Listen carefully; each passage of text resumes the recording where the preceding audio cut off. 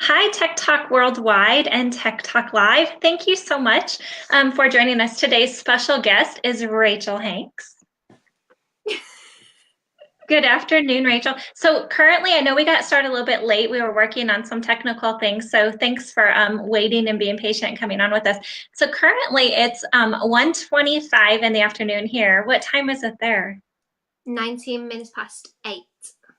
That's eight. I love that internationally we can connect, and it might be at like the oddest of times, but we have that option to be able to talk to each other and see each other's faces and all that. So I think it's always so cool. I do think it's amazing how we're both on different times. I still can't get used to it. Yeah. I always stress, and you know that I stress like behind the scenes of like making sure that I have the time difference, adequate because I always that's my biggest worry. The rest of it, I know we can just wing it. All right. Well, Rachel, thank you so much for joining in. One of the reasons why I asked Rachel to come on Tech Talk, which was actually a big surprise for her. She was like, "What? Really?" And very little sweet and shy about it. But Rachel is one of the people that I followed this last year, and you've seen her grow tremendously. And she's willing to share her, experiences and her advice. And she just really is passionate about what she's doing right now in the industry and how she's networking herself and building up this it's kind of funny. You're kind of building up this area to where it helps you expand and grow. But what's happening is these people are following you and you're a mentor to them as well. And you've just fit this dual role right now that is I don't feel amazing like in the that. industry. You are, you are. I've told you that. And so I wanted to bring you on because I thought that there was many things that for me being in the industry for many, many years and the things that I saw to you being brand new and around the world, what we can do to maybe help others be able to lift them up or communicate and network a little bit more. So I thank you for saying yes and coming on and just winging it with me. I'm on it. Honestly, I didn't think I'd be. You didn't. Oh, God. I didn't think you'd ask me, but yeah. I ramble a lot, so that's why I can't get my words out. That's okay. I ramble a lot too. So with today's Tech Talk, it's a little bit different. I am going to interview Rachel and talk about her how she got into the industry. But today's Tech Talk is going to be more like a live Q&A. You can ask questions to me or to Rachel about things that maybe that you need help with or maybe advice for helping the newbies. And then likewise, I can come on and share that if you've been in the industry like me for many years and you just kind of feel stuck, sometimes we have to put ourselves back in the role of a newbie and start all over from the scratch, from the ground up. And because I've been in the industry for so long, I've kind of forgotten about some of the things that, you guys struggle with and building a clientele and how to structure and schedule around kids and all of that. So Rachel, let's go back a little bit and talk about how did you get into the beauty industry? Well, I was actually a dog groomer, believe it or not. I used to groom dogs, I used to have a salon. I got my first salon when I was Siri's coming on my phone, I don't know why. I had a salon when I was 17. I started my own business doing that. And I just got fed up. It wasn't really, I'm quite artistic and it wasn't like filling what I needed basically. So I went off. Did it acrylics and manicures privately. And then I went to beauty school, went to college, but I got a job because I needed the money. So they said I had to go there. I couldn't do beauty school. I couldn't stay in there. So I did that. I got pregnant. That was back in 2012. So I couldn't do anything nail wise. It was all the old version, so the white and then the pink after French. Um, so then I've just started last year. I had to reteach myself all the new methods. Mm-hmm. And at first it was all about putting art on nails, but you can't have that unless you have the structure. So then I had to learn all of the structure and then the art to put on it. Yeah. That's it. It's so true. I talk about that quite a bit, that sometimes we try to keep up with what everybody else is posting, and then the clients bring in us pictures that who knows how they created those pictures and have they been photoshopped and what colors did they use and how did they Yeah, achieve that? But unless you have the structure and the right shape and they're not going to last, you can spend all the time doing art, but really where your time needs to be is from the foundation up. And so once again, though, you're paving this way for so many other newbies. And that is a big realization, is that you have to like backtrack it. And so on timing, how did you find that it changed with timing to create the structure and then the art and how to juggle that? the timing. I've only just got that down, and it's been a year. So I was on 3 hours for a set before, and now I can do a set within an hour and a half, or if it's a really extreme set, then 2 hours. But it was 3 hours or more if we got talking, and I do Yeah. like to talk. Talking is part of it. But did you find that even when you were doing the work that you were not the most proud of, that the people still chose to come back to you, even though it took 3 hours? And Yeah, yeah. Well, some of my clients like coming to get to escape, from because the mum's herself and they just want to escape. They want the downtime. So I did too. That was my escape to do nails, but it was more of a hobby at first, and then I don't know how I got to here, but now it's my job. yeah, yeah. And it's hard to justify what to charge when you're first beginning because 3 hours, and if you want to make, so let's say your goal is to make $20 an hour. So let's forget the overhead, let's forget the actual product cost and all of that. Even if you just charge just the wage that you want, and it took you 3 hours, that means that just to pay a wage would be $60 Yeah, to it cover those 3 hours. it wasn't enough. I started off at charging £15. I don't know what that is in dollars, but it's not much I think if you're it's doing an right. extreme set. And if you sat there for 3 hours, then it's not enough at all. But it's kind of what you have to do. You, Mhm. you kind of have to do that because I didn't feel confident in charging what I charge now because my structure wasn't, I'll be honest, my structure wasn't there. My art was there, really Mhm. good art. My structure wasn't there. So I had to learn the apex placement. But when I trained, it was the old version in the middle. So I had to go learn the new one, which is at the back. But it's okay now, after a year on. Yeah. Well, it's good that you decided though to refigure what you needed to do to be able to retain your clients. Because even though in the beginning it might be a 3 hour appointment, and even though they might get the art that they want, but if they're having to come back every 2 weeks, they might not be able to justify the cost and the time that it sits there to do that. But when you go back and you create the structure and you get more proper adhesion, and then be able Yeah, to create that and you're doing it in less time, those clients will stick with you. And yeah, so you're conversing back with them that might have added maybe an extra half an hour or something to that appointment. You won them over with you. And that was the difference that they had versus going to anybody else. So even though it took 3 hours and you felt like you were giving less than adequate, quality, it was still you that won them over. And so I applaud you for that Bruce. because that's the biggest part is winning the client over for them to continue choosing you to come back. And that takes that conversation sometimes. Yeah. It's my cup of teas, I think. That's what did it, me tea. Yeah, that's so good. So speaking of art, one of the things that you shared with me is right behind you is a beautiful wall painting. And you said that you painted that. So Yeah. have you always had an artist part of you? Yeah, my granddad taught me art. I wasn't really that good at art can't even speak art. But he taught me everything craft wise. So it's all my granddad really when he was here. I But love it's a it. good skill to have. Yes, it's absolutely beautiful. And so being able to, it's always funny when a client comes in and they'll bring like a picture, like what's behind you, and they're like, "Can you put that on my nail?" What's your first reaction? Yeah. Yeah, of course.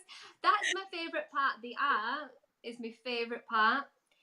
At the minute, the apex is as well, because I've already just figured that out like months ago.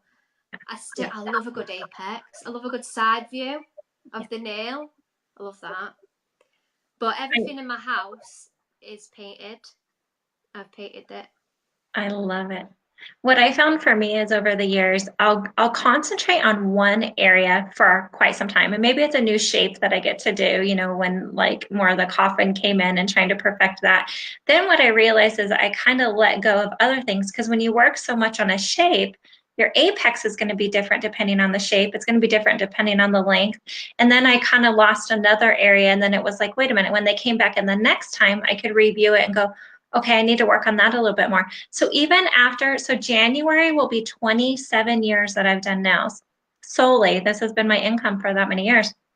And I'm still learning and still reminding myself to kind of go back to basics sometimes and then bring myself forward. So it's always fun to hear, like right now, your concentration is the apex. And right now, my concentration is honestly, I've had some clients come in that are trying more like they're being very adventurous and they're trying like the lipstick and trying to make that even from nail to nail and make your artwork look okay because I'm used to thinking in my mind the artwork that if they shortened their nails, so my clients go 4 weeks. So if they shorten their nails in 2 weeks, what's it going to do the artwork that I have?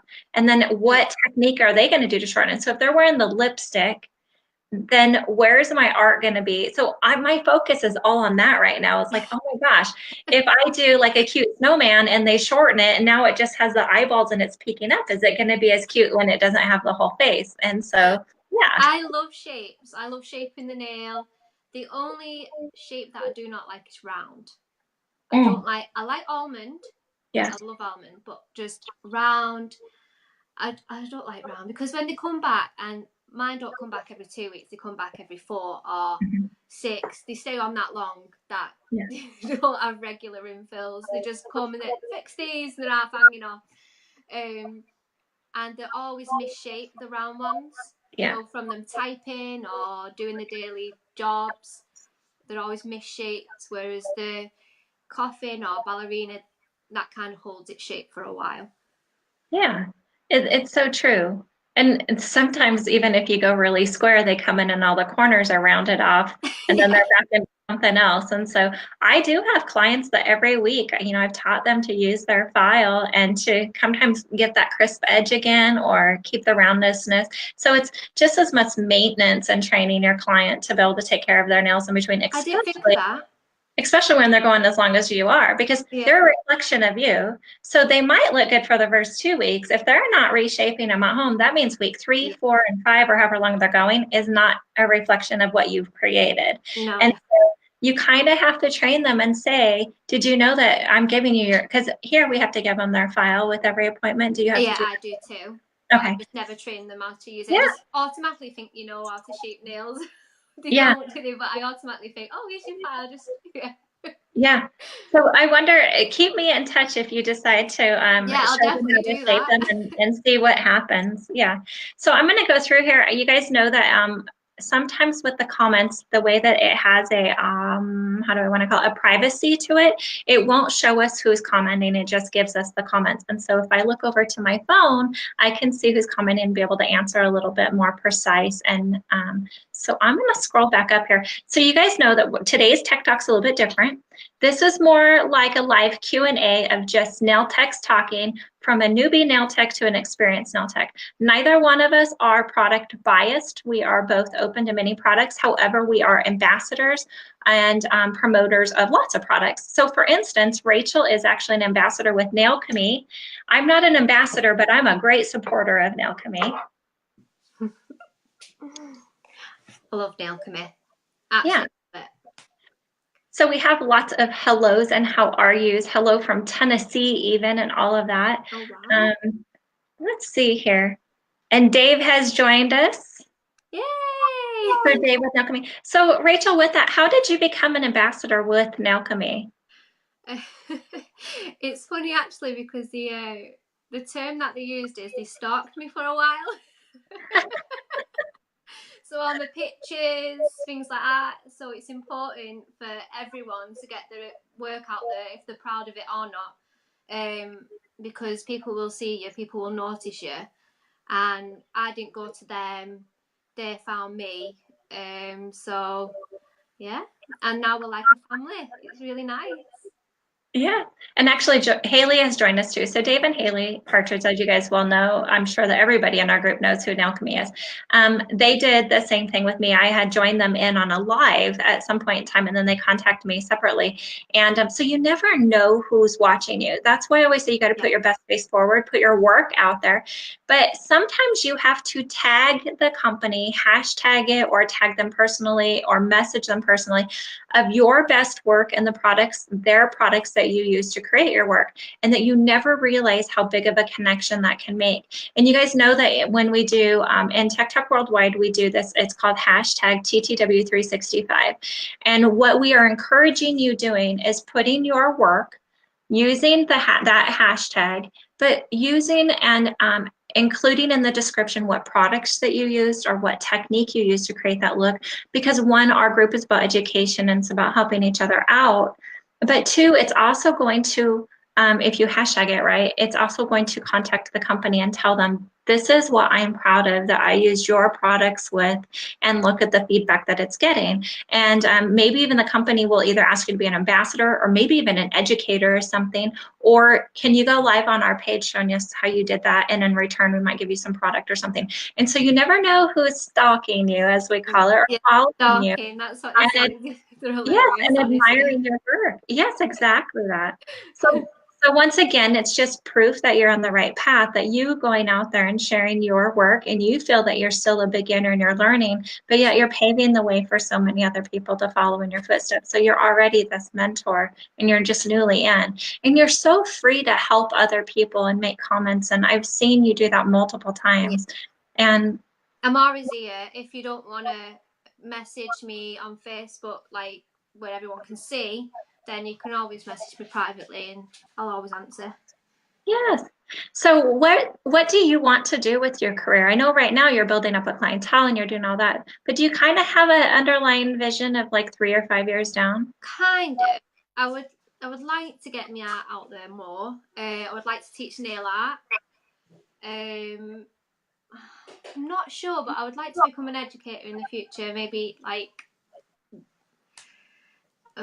I don't know what like to explain it, but solely on my skills, like Yeah. where I'm high at, then I'll teach that. Art I've been doing all my life, so I could teach anyone what Yeah. I want them to do on paper or nails. It doesn't even need to be on nails, but I can teach that. I'm sure my Yeah. granddad taught me, so I'm sure I can expand my skills onto other people. Yeah. When it's a go-to art that you get excited about, is there certain mediums that you like to use? What's your favorite? See, I was more of a sketcher on paper, so in the last year I've only just learned how to paint really. Yeah. Um, I've literally only just learnt one stroke off, and that was off a live, so that's why these lives are good. Yes. Yeah. No course because obviously I'm a mummy as well. I've not got time for do a lot of courses, so it's virtually watching everything on the screen and just trying it out. Um, I love painting animals, anything like that, anything dogs, cats, horses. I love painting animals. That's my favorite thing to do. That's beautiful.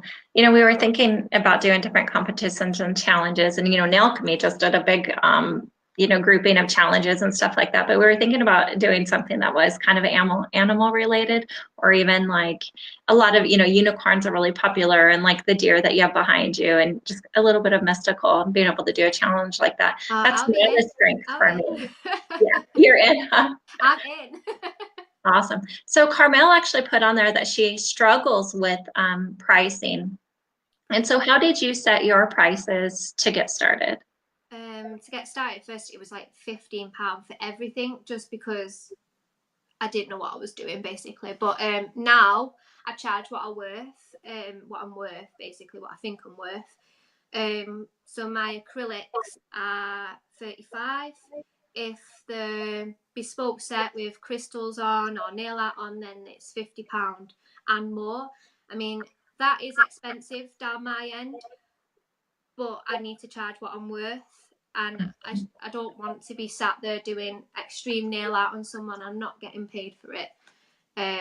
But no one around my area does nail art like I do. So if they want it, then they pay for it. Yeah, exactly that. And so working within your niche, because some people don't even have to do nail art at all, and they'll have a huge clientele, and their entire clientele is natural nails, or their entire clientele's, extensions, but natural looking with like a French or something like that. And so you don't have to do it, but find what you're good at and Yeah. advertise that.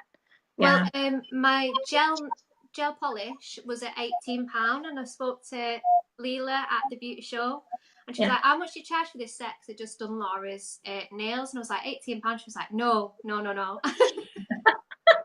So it's literally just gone up, and that's from advice from Leela. And but she's right. I Yes. did put layers on and a bit of Mhm. nail art, so And sometimes it's kind of a guessing game, like what we talked earlier. What is your base wage that you want to earn? Because what's amazing is sometimes people will tell me they want $20 an hour, but yet they're not charging enough to even be $20 to cover the service for an hour.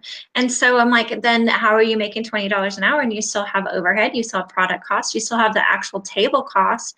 And then you have your wage. So where's your prices set? And they're like, I never really thought about that. They just try to be a little bit lower at the same price as the person down the street. Well, if the person down the street doesn't know their cost either, then who's yeah. the winner here? Nobody is. And so I do teach a workshop. You guys know it's called Keeping Profits in Your Pockets. And it goes back to every bit of detail of what your costs are, how to figure out your costs, how to set your wages, what your current menu is, where your menu needs to be. And another thing that can make things so expensive to make us not profitable, we try to accommodate to absolutely everybody that walks through the door. So you're going to carry one or two different product lines. You're going to carry a manicure line that you might not ever use. You're going to carry your acrylic line, your gel polish line, all these different products. And sometimes there's expiration dates, so we don't use them in time. So when you hone in and you make your menu your specialty, and then you work out from there, it makes a huge difference on your profit, your profitability. And so how did you start in the business when you started? Did you try to please everybody, or did you kind of already just say, I'm just going to start with this? At first, I did try to please everyone. Even now, they say that I'm too dear. I have a few that say, "Oh, well, I can go and get nails from this place," and my attitude at the minute is, "Well, go to that other place." That's just my attitude at the minute, because you get fed up after so long at hearing the same thing. It's like, you'll come back to me eventually. So Yeah. either it's up to you. Yeah. But I'm nice about it, and I just say, "Oh, well, maybe it's not for you. You can go and try that other place." But it's entirely up to the client.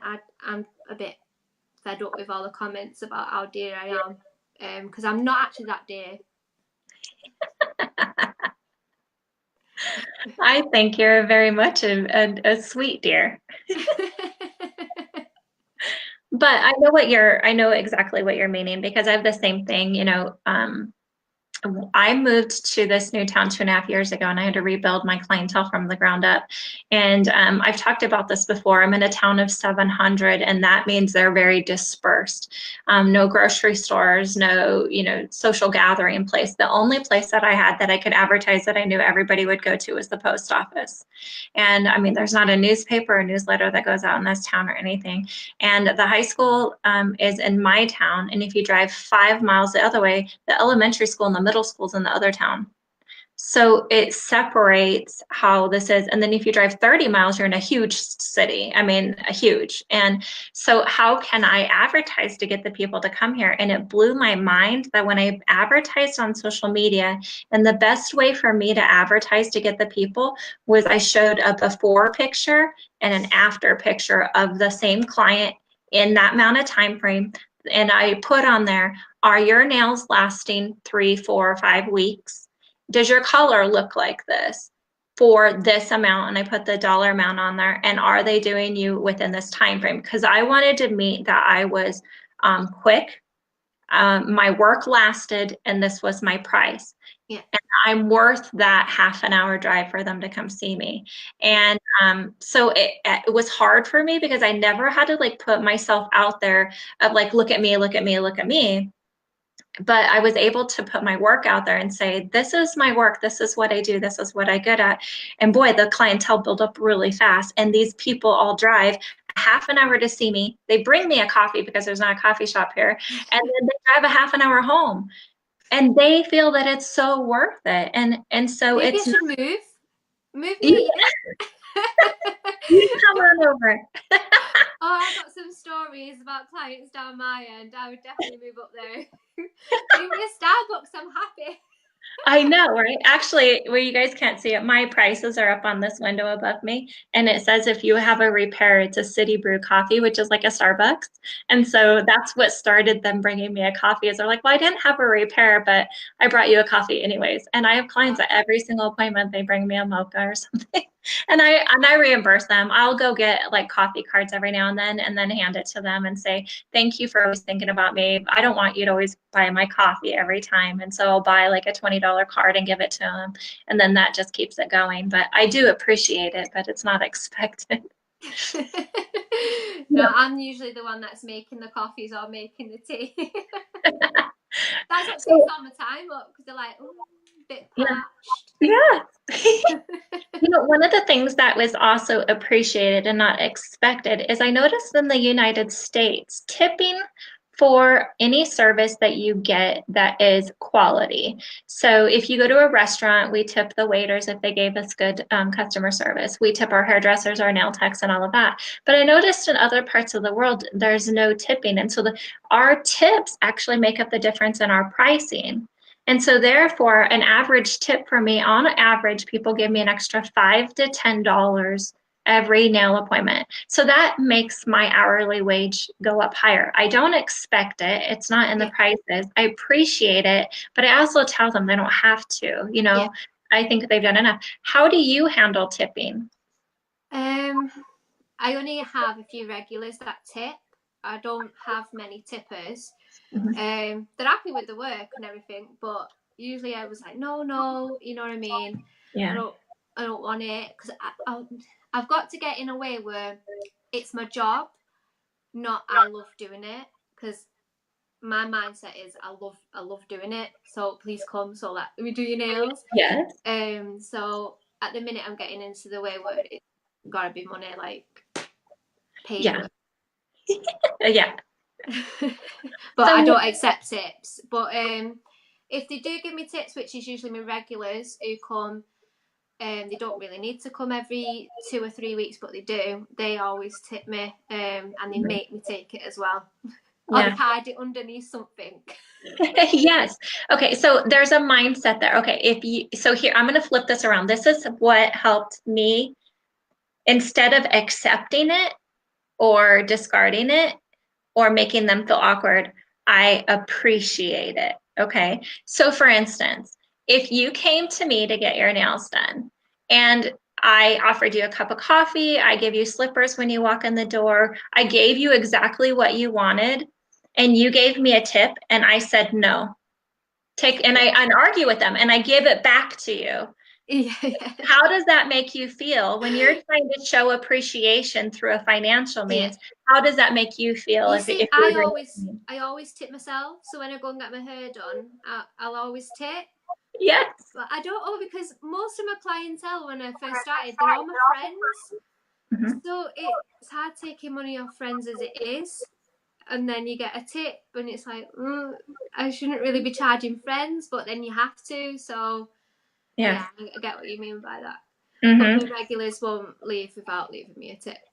Yes. So I've been in that scenario, and it opened my eyes to see that every time she rejected the extra I wanted to do for her, then I took that money and I started buying her actual gifts. And do you know how even more uncomfortable that is to have a wrapped gift that you have to unwrap in front of them to show appreciation? It's even more uncomfortable. So then you're like, okay, I just appreciate the cash, because when a client who I've said, no, I don't need this, I appreciate it, you don't have to do that. But when you say you appreciate it, it's a way of accepting it, but there's a difference of like, I expect it, and then I accept and appreciate it. Okay. But if they came to me with a 20, instead of giving me $10, they came to me with a $10 gift that I had to open, I would be even more a different feeling, Yeah. like Yeah. anxious, and I'd get nervous and flush and all of that. So I would rather accept and appreciate the cash that they gave to me than them feel like they have to give it to me in another manner. So I hope that helps you understand and Yeah. appreciate it a little bit more, because it could get worse. Yeah, I still feel awkward taking money as it is because it started Yeah. as a hobby and now it's a job. And when it comes to the end of the appointment and they're giving money, I'm like, Yeah. Yeah, it is hard. And like you said, when it's your friends, you want them to not, you're charging what you need to. So you want them to save that, be able to do something else, because maybe you heard that there's a new pair of shoes that they want, and you can say, put this towards your shoes, yeah, yeah. Yeah, exactly. Okay, so sorry guys, I kind of got sidetracked here. So Scarlett has joined us. Hi, Scarlett. Hi. Hello to all. There's quite a few people watching here. So hello, guys. How are you? So you guys have any questions at all for Rachel and I? Just bring it on. Mickey says, I am the same, Rach, although not as good as you, but I love the design and the art side of it.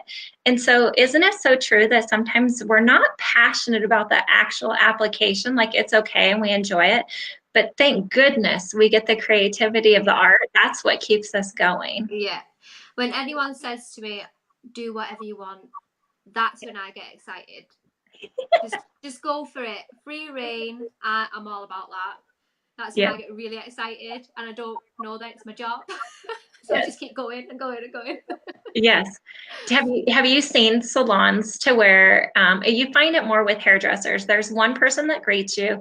There's one person that, washes your hair and gets it prepped. One person cuts it, another person colors it. And really what's happening is they separate to where the person is working within their strength and what they like to do. So if you have a colorist that really does not care to do exact cuts, they want to spend more time on the color, and then it separates it out, because maybe you have somebody who just likes to prefer to do the cutting and not the color. And so there's nail salons doing the same thing. They have a tech that just really doesn't want to do the art at all. They're doing all the prep and the shapes and the structure, and then they're turning it over to an artist to do the rest. Oh, I can't release that because I want the whole time with that client. yeah. But, what are your thoughts on that? I'd love to do art all day, but yeah, the same. I do like going from no nails. Nail biters are the best for me because you see how different they look after. Because some people come in and they've already got nice nails, but they want enhancements on. I'm like, oh, they're really nice nails. So Yes. I love to do a nail biter. Because the two different photos are what gets me. Yes, exactly that. All right, so guys, I have to admit it. I can't hardly see the comments on my phone, so I'm gonna have to put my glasses that magnify and give me four eyes. Do you notice that when you start doing art or whatever, is your vision good, or do you have to just put glasses on for the detail stuff? I have got glasses, but I don't use them. Maybe I should, Yeah. but it's not made a difference yet. If I'm doing nails all day, then if I go outside, my eyes do get a little bit like blurred from just constantly looking down at a nail. Yeah, I've learned that my first couple clients of the day, I kind of don't need them. But honestly, around noon, I start needing them. By the end of the day, I have to have them on. And so I found that I just buy these at the dollar store, and they just are magnifiers. But people that wear glasses all the time, I feel bad for you because it hurts. It's uncomfortable on your nose. It's uncomfortable here. And so I actually switch. I have actually I have like 10 pairs of glasses, but I have 3 pairs of glasses in the salon that at noon I'll start with one pair, and then I switch to a different pair, and then by the evening I have another one on. So they sit at a different place on my nose and my ears to keep me going throughout the day. And so, yeah, I'm getting old. One of Okay. my mates, she wears contacts and she had nails on recently. And Okay. she said that was so awkward trying to put her contacts in with enhancements on. It is. And they always find a way though, don't they? And there are Yeah, tools that they can get and stuff, but they'll always find a way to make it work, whether they have long nails or not. just something. Anita and so many other people say, even Kate Judge is on here, and she said that if you offered online classes, that would be a good fit for you, and they would support that.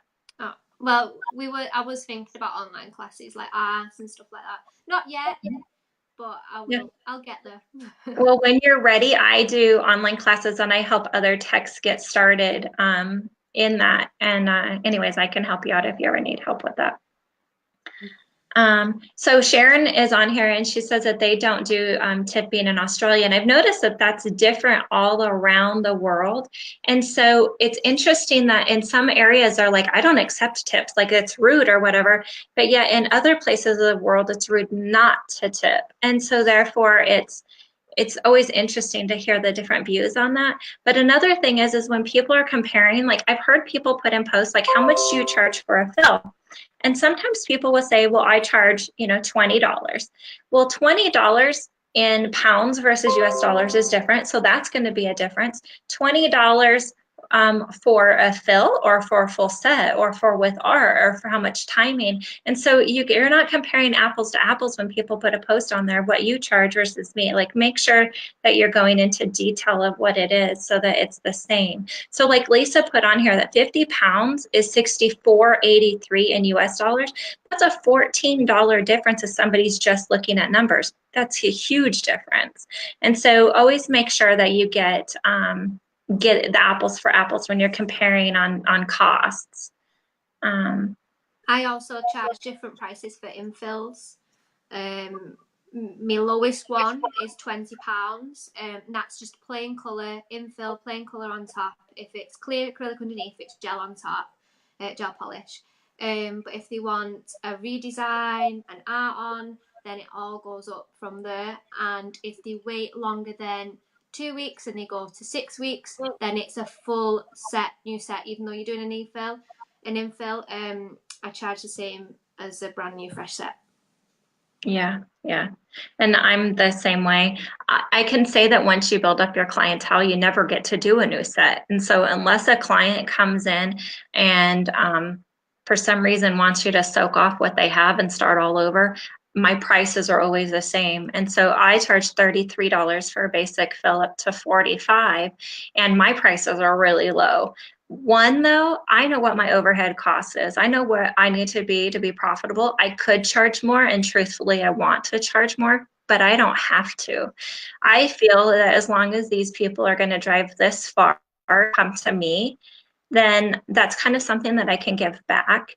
But if I lived in town and I was competing with the salon down the street, oh, trust me, my prices would be quite a bit higher because I could. And if they're going to get more money for less work and give them, horrible attitude, then I would, be a part of that. But I'm not anymore. I'm in a lot more relaxed setting. And so, Yeah. is your studio in your home, or are you in a salon? No, it's in my home. So there's only me and my son. So all my work's basically got to go to rent and bills and things like that. It's hard, but you just got to do it, haven't you? So my prices have got to be right, because if they weren't, then I wouldn't be able to afford to live on my own with my son. So it's got to Yeah. be right. It's so true. So do you have a setup to where they walk in? Like, so for instance, for me, I have a separate door, a separate bathroom, a separate everything. Like the wall mates to my house, but it's actually a separate structure from my home. And in Wyoming, or I should say Wyoming, because it's not even just in the United States, where I'm at, they have to have their own entrance. We have to have its own bathroom. We have to have a certain square footage.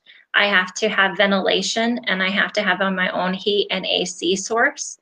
And so there's a lot of rules. And so therefore a lot of people can't just use a portion of their home. They have to add on their home. But like sometimes I've seen structures that people put up in their backyard, and that they could not do that here, because even though it would have a separate entrance, it doesn't have a bathroom with running water in it.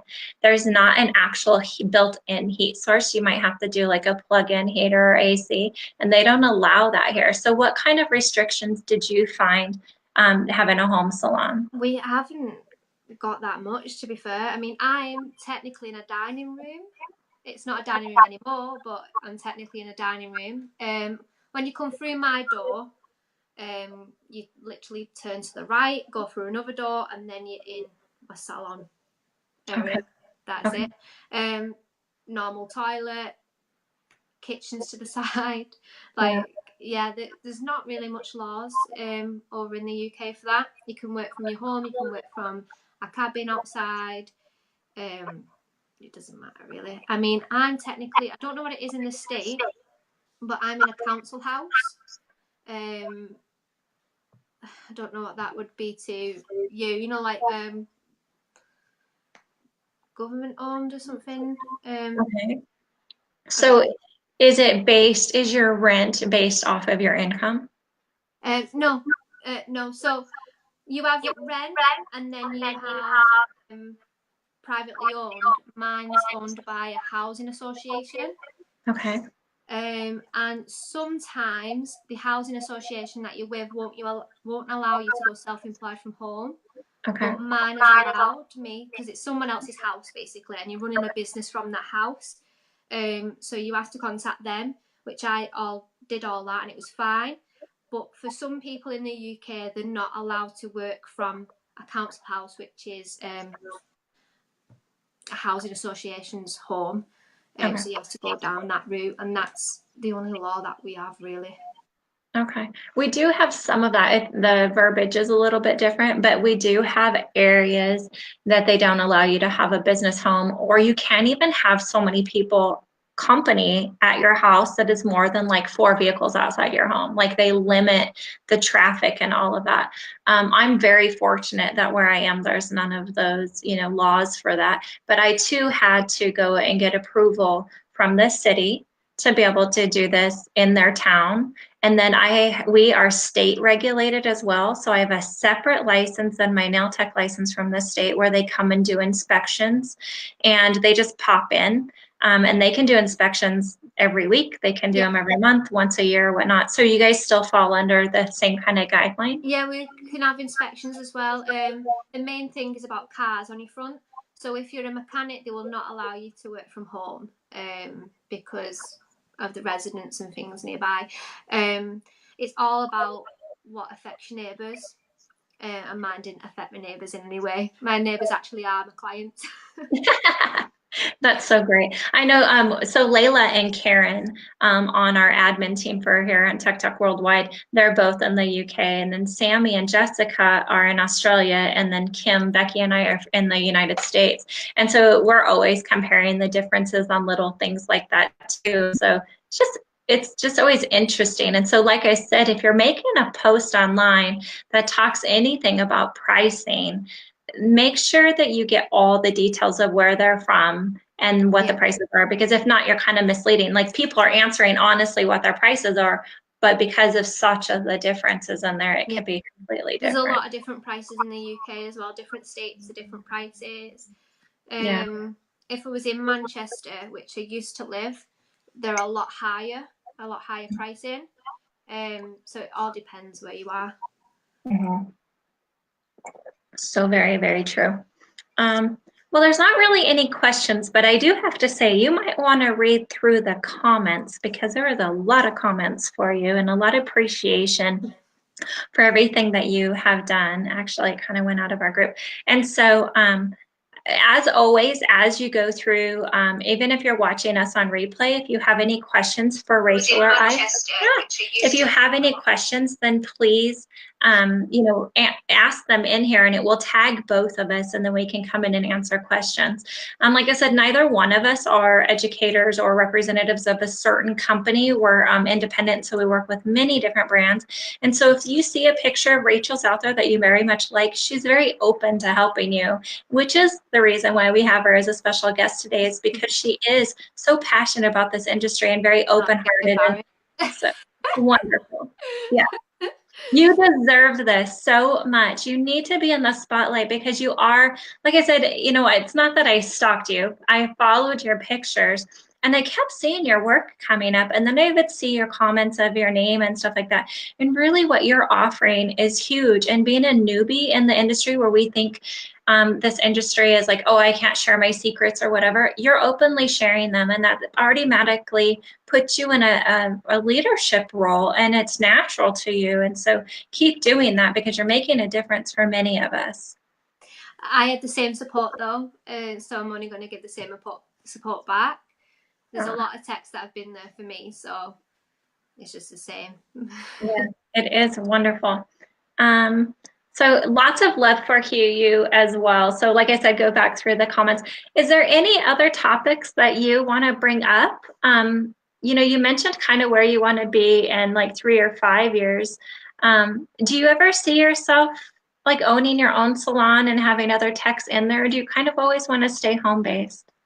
I want to stay on my own, because I have had a salon before, but obviously it was dog grooming, Yeah. and because I had that at a young age, I kind of had a bad experience with owning a salon. It wasn't really my thing.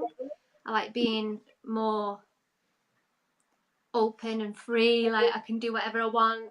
Because at home I can go and do a live. I can do, I can talk to people. I can go and make myself a cup of tea, or go and see to my son.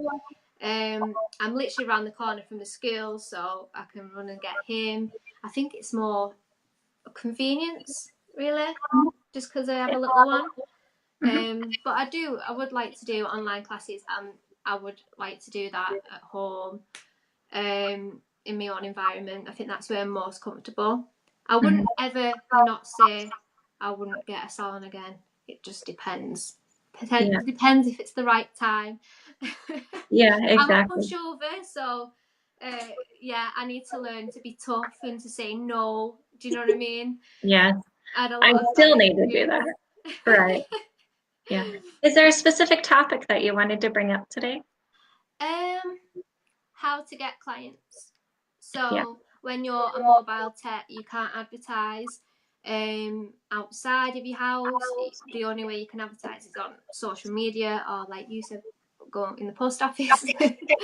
um, but how would someone get more clients, Mhm. other than word of mouth? Mhm. So here's how you always have to look at it. Okay, let's say you have, I always put things into a coffee shop because I think whether it's coffee or tea, we can all relate. We've been to the walk-in places. So let's say a brand new little coffee shop opened up. How are you going to get the people to come in to, your business? You can post online all you want, but have you ever thought about taking your work or what you do to them? Okay, find them. Sometimes people will do trade shows.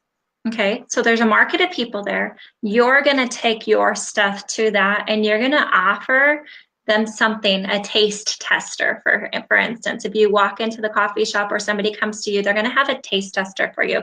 Sometimes you could do one nail, whether it's an enhancement, but one way that you can do that, it's not even nail related, is walk around with a business card, walk around with who you are and what your why is. Have your link to your social media site because that's your portfolio. But maybe just give them a sample of a lotion or a cuticle oil or something and tell them, give them a gift, give them a tester. It's not your prized stuff that you're always giving away. Yeah, Sometimes it's something really simple, and offer and invite them to come to you. Sometimes you have to go to them. So here's things that I've done in the past to help build up a clientele. In the beginning, you have time. But why are you spending your time just sitting in your place waiting for somebody to come in? Put a note on your door and say you'll be back in an hour, and spend that hour of work time that you would normally have going out and promoting yourself. Go down to the school where teachers are who would yeah, love to be pampered. Put your verbiage into their lunchroom. Maybe offer one nail for free during their lunchtime so it doesn't take up their whole lunch. And, sometimes like they have let me into the schools to do that. I've done that in hospitals, into the nurses station. see, I With never thought of that. sometimes with the hospitals, it's a little bit strict because they're not allowed to wear polish. Yeah, Fine. Show them what you can do with an e-file to clean up their cuticle area that's so dry from being in the alcohol all the time. And show them that this lotion, this like buttercream that you have, might be a better option than the lotion that they yeah. currently have, and let them experience the other side of you. Oh, Now, that's going to pull them in maybe on a retail, right? But even if they can't get their nails done, they're going to be like, God, you should imagine this on your feet. And I offer yeah, pedicures. You have to promote yourself. Here's another thing to get the clients. Sometimes we forget to upsell ourselves. Okay. So, for instance, the clients already chose you, they're in your chair, they're getting their nails done. Have you ever offered them a pedicure to rub their feet? Like usually we did the service, we're done, Yeah. right? We offer so many more things. And so maybe you have to upsell yourself and say, hey, you know what? I don't know if you have time on your next appointment, but you scheduled their next appointment while they're there. And after that appointment or before that appointment, maybe you have an hour. You've talked with them, you know they're going on vacation. Okay, so you can say, I see that, your next appointment, I see that I have an hour scheduled. I have an hour available after your scheduled time. Would you like to match your toes to your fingernails on your next appointment? Because I could paint them for you. And then they might say how much. Be prepared with that. How much Yeah. is it? Don't say, oh, I'll just throw it on there. No, that's another hour. Yeah. Yeah. Okay. Yeah. Put in there, give them a price, $15 more, and write it in your appointment book of what you offered them, because maybe it is different than, or maybe you just winged it. And then next time they come in, you're like, oh, it's 20. And you're like, well, you told me 15. Okay. Write it down to make sure. Yeah. And now you've upsold yourself to a client that's already chosen you. Sometimes we forget to tell them everything that you have. Okay. Now you have one client doing two services. You didn't have to go chase another new client. You're Yeah. just promoting yourself more with the one client. Then you could do a referral system. So you've already won over this client. Have them do a review of you. Reviews are huge. Okay. Make sure that that client that believes in you has a review on your page. Then ask them to please help you. Share that onto their page. Share an ad that you might have. Share this interview. Share Yeah. something to promote your best you. Another thing with social media that a lot of people do wrong when they're trying to build a clientele is they just put out there, I have opening at 3 o'clock today. I have openings this week. I have openings today. Well, one, you always make it sound like you have a lot of openings. Reverse thinking of that is like, I had a cancellation today at 1. Yeah. Who would like it? It makes you appear that, oh my gosh, that's a cancellation. That means I better get in, right? It Yeah. makes it more urgent. And so you have to change the way of thinking that you're not always available, but you are available at these times. And then what picture are you putting with that? I've gone through people's pages that every day they post their availability. And it's like, oh my gosh, like every day you have Yeah. all these openings, but you've never proven me why I should choose you. Yeah. And so before and after pictures, even if it's pictures on tips of designs that you do, promote your work.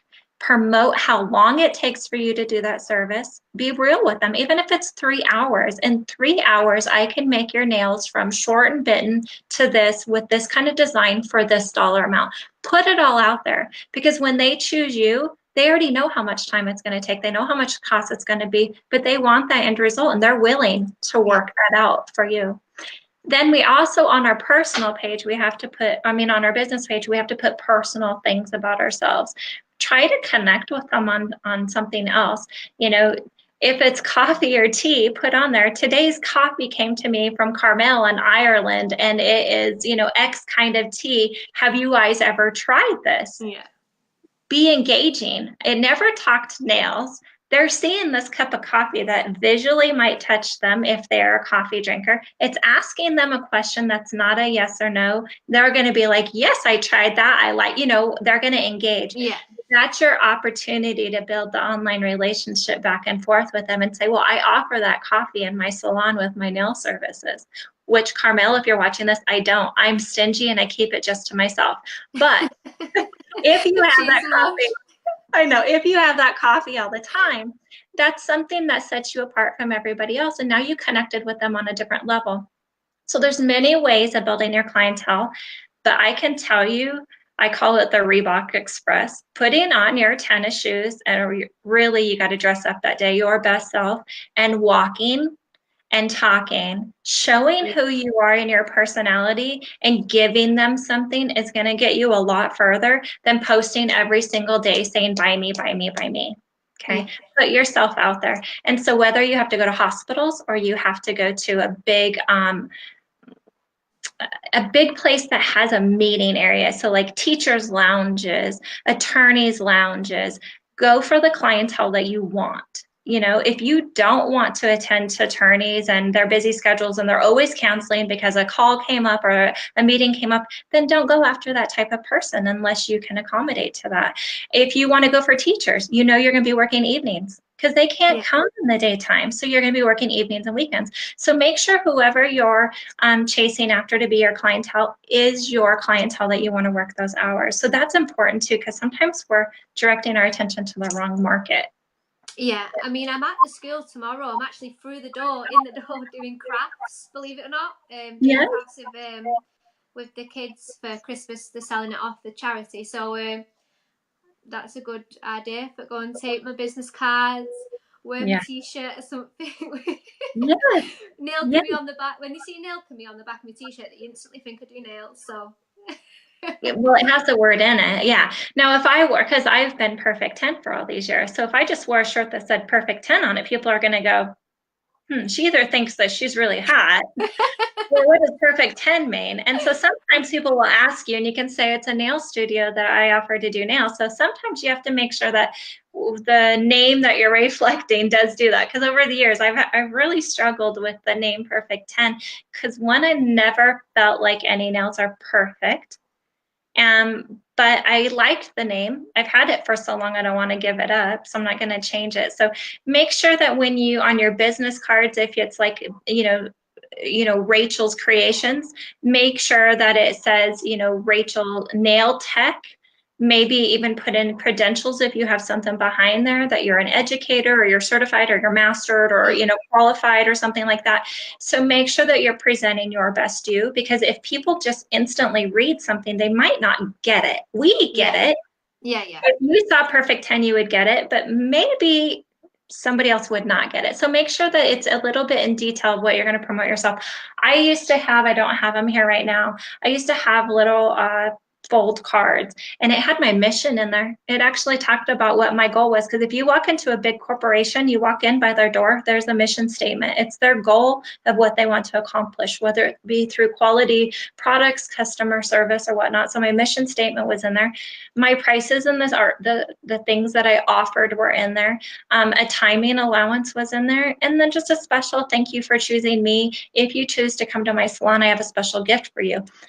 Now, my special gift was always a little dollar lotion. Okay. It wasn't $5 off of a service. Yeah. It was a little lotion or a file, something that I could give to them that didn't cost me a lot. It's a one-time thing, but it didn't discount my prices at all. Yeah. If they took your card and they make their way to actually be at your door, they are interested. Now it's up to you to win them over one more time to get them in your chair. And so little things like that can set you Yeah. apart. Nobody else does that. That's I can special. easily do that. That's in Yeah. my reach. Yeah. But my dad is my biggest supporter, so he's just ordered me a hoodie with all my name on the back and nails down here, nail artist on it, things like that, and a Yeah. t-shirt. He's just ordered me them for me. So, and then my friends are also saying that they want to wear them, so it's better for them to wear them as well because they're going wherever they're going. They Yes. might find some people for me. So yeah, you'll soon see little minions around with these hoodies on with Rachel. But what's going on? Everyone's selling nails. They're all called Rachel. But that's what it takes, is you're being a little bit unique. People wear company names all over them all the time that say, Nike, just do it or whatever. They're going to be proud to wear your stuff. I mean, I'm wearing Becky's shirt today. It's the tribe, but I don't know if you guys can see, it's the hashtag nail tech shirt. I can't get it into the camera. Here, this might be better. Okay. I'm proud to wear this. Yeah. It's not a company name that's even on there. It's just saying that we're a tribe and it's us nail techs pulling together. And so we're proud to wear things like that every now and then. And I'm not even typically one that wears t-shirts, but I love this shirt and I'm going to wear it with pride. And so putting your name on something like that, people do want to be a part of that. We've debated on putting the investment in creating Tech Talk Worldwide shirts. And we wanted to make sure that the logo would be something that everybody would want. And so we've worked a lot behind the scenes, but it's an investment. And so therefore you have to weigh it out. Is this worth it? And would everybody really want one or not? And so, Yeah. like what you're doing, maybe start with a couple shirts at a time and then work your way up. But who knows? You might even get into a whole clothing line.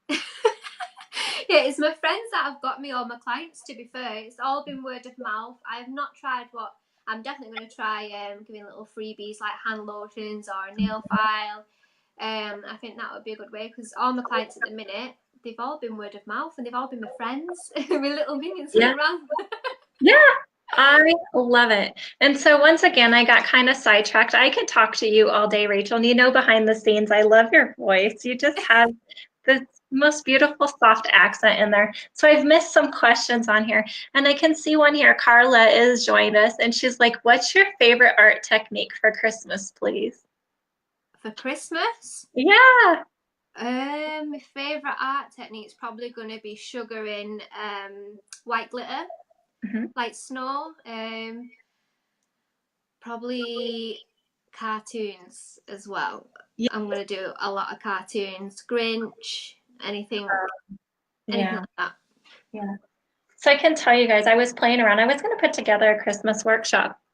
And then I decided, you know what? I don't even want to do it. I want to do it as a workshop, but I want to offer it for free. So this is what I'm going to teach is 3D, but I'm using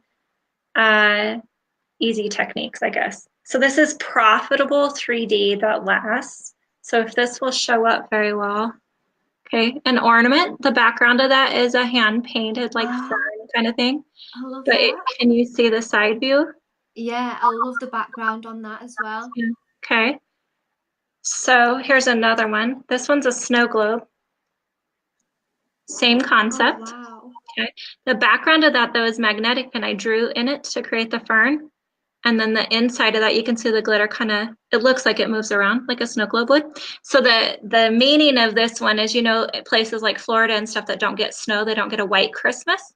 Well, I live where there's snow. And so this is like the snow globe of being in the green area and they do their snow globe and it's a white Christmas. And so I've already had a client request a snow globe on her nail already. She saw it on my desk yesterday and she's like, I want that. So I was working on videos to be able to do the workshop. And I was like, you know what? I don't want to charge for this. So anyways, I'm going to be going live showing these, just like what you do, we offer that. And some of the stuff, when we go into detail like that, I've done this a long time. I do feel that some of it I need to get paid for, but then some of it I just want to share freely. So I decided that this is not going in a workshop. This is going to be free. So I'll get that all scheduled. But so Carla, to answer your question, for me, I'm doing more 3D kind of stuff in a different way. 3D flowers were huge this year because of the different types of 4D gels that are out there. There's other ways that we can do that without having to invest more. This is done with base coat. So there's no additional cost, and so that you can be profitable doing it. So for me, that's what I was going to do for Christmas stuff. But you never know. My clients might come and take me into a whole different area. They're really good. You see, the only thing that I struggle with that you just said there is flowers. I can do portraits, cartoons. You ask me to put a flower on your nail, I'm like, oh no. She's asked, what do I do?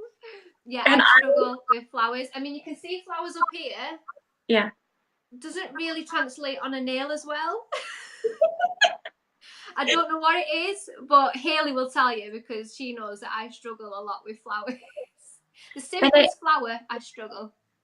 And it can be so different because we overthink it. Usually that's the problem, is that we overthink it, right? And so I can say I'm pretty confident in the flowers. Some of the 3D stuff is all new to me with the sculpting gels, so I'm still trying to work on that because I can paint it, but to actually sculpt it is totally different. See, I can do a 4D rose, absolutely fine.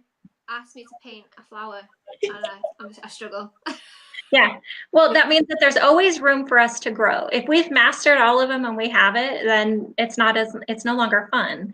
And you know what? I tell people too, even, you go to big, I've been in many leadership programs and they always say, work on what you're good at. Don't try to take what you're not good at and just be mediocre when you can take what you are good at and you're already mediocre there to new heights. So focus where you're good at. If somebody comes in with flowers, say, be honest with them. I'm going to give this a try, but I can tell you it's not really my best. Is there another option? And I can shine, so be honest with them. Sometimes You that's want the a deer? Oh, wonderful. Okay, so I know, guys, that I'm really sorry. There's so many comments on here, and I will go back through, as I know Rachel will as well, and we'll answer any questions that you guys may have.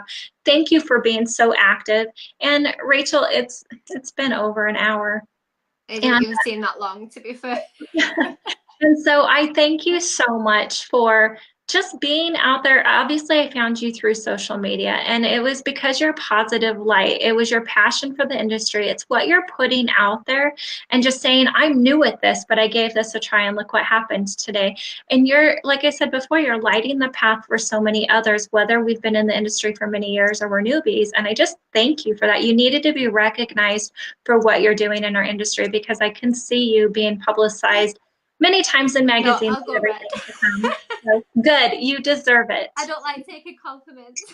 I know it's hard. I'm the same way, but that's okay. It's like the tip things. Just say I appreciate it and thank you. Yeah, I'll learn that. I appreciate it. So wonderful. All right. Well, thank you guys for joining in today. Obviously, like I said, we'll go through a replay and get this all figured out with all the questions. And Rachel, again, you're a gem. And it's such a delight to talk with you and work with you behind the You scenes. too.